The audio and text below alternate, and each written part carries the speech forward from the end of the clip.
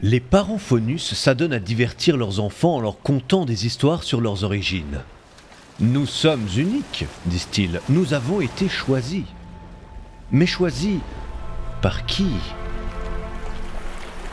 Le dieu des animaux a arpenté Touremnante, à la recherche de ceux qui étaient un peu plus qu'humains, et les a invités à naviguer là où l'eau était peu profonde pour leur révéler leur destinée.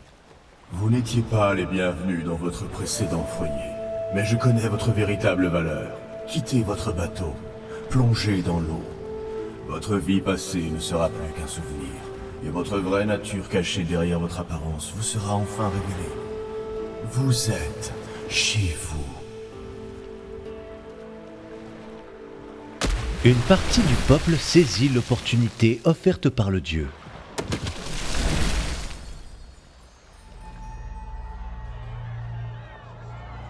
Les autres se montrèrent plus sceptiques. Même sans avoir touché la mer, celle-ci a su révéler votre propre superficialité. Les légendes sont souvent utilisées à but éducatif. Ici, elles démontrent l'importance de regarder au-delà des apparences, mais pour les Faunus, le conte de la mer peu profonde a un impact bien plus conséquent. Depuis leur plus tendre enfance, cette histoire leur font prendre conscience de la valeur de leur propre vie. Mais les Faunus doivent apprendre vite.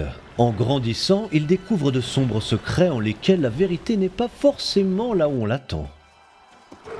Des années auparavant, dans une contrée reculée, s'est déroulée une terrible guerre entre humains et animaux.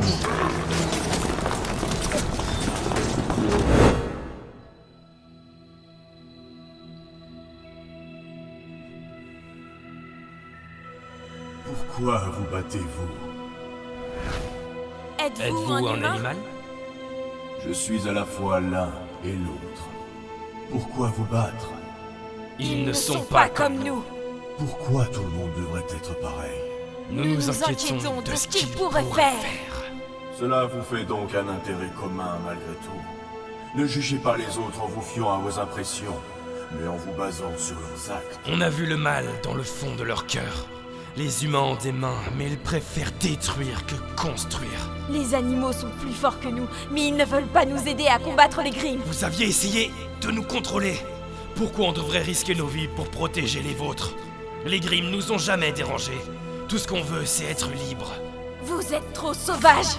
Vous devez être apprivoisés pour pas que vous vous rebelliez. Tout ce que nous voulons, c'est de vivre en sécurité et en paix. Vous ne voyez que ce qu'il y a de pire en l'autre, mais vous êtes bien plus similaires que vous ne le croyez. Si seulement vous pouviez, comme moi, percevoir vos propres qualités et tirer parti de vos différences. Je peux mettre fin à ce conflit ici et maintenant, mais à la condition que tous se plient à mon jugement, quel qu'il soit. C'est une bonne option.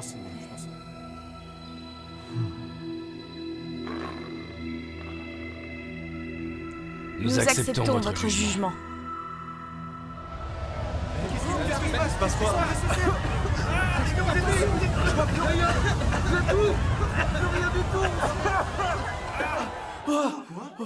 C'est quoi ça ?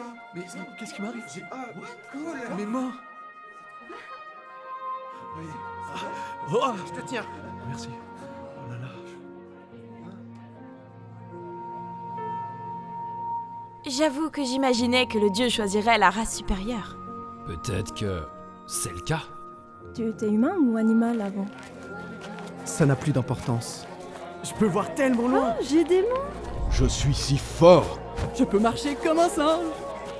Il semble désormais que nous sommes ni humains ni animaux. Dans ce cas, on est quoi ? Le meilleur des deux. Et il semble que désormais nous avons un ennemi commun.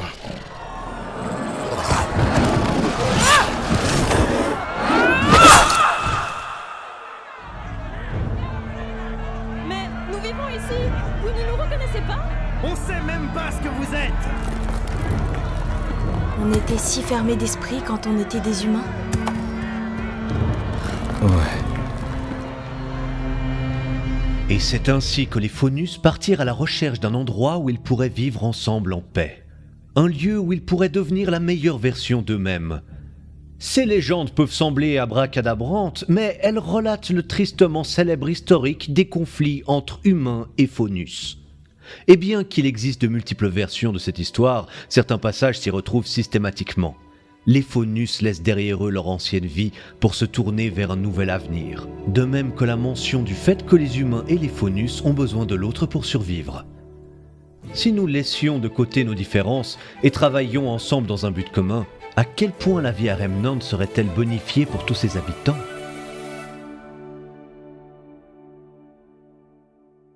Nous espérons que vous avez apprécié cet épisode de Ruby Conte de Remnant.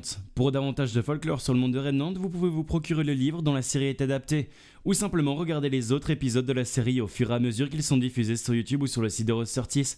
Dans tous les cas, soutenez la série, c'est Ruby, n'oubliez pas de liker, de vous abonner et d'activer la cloche.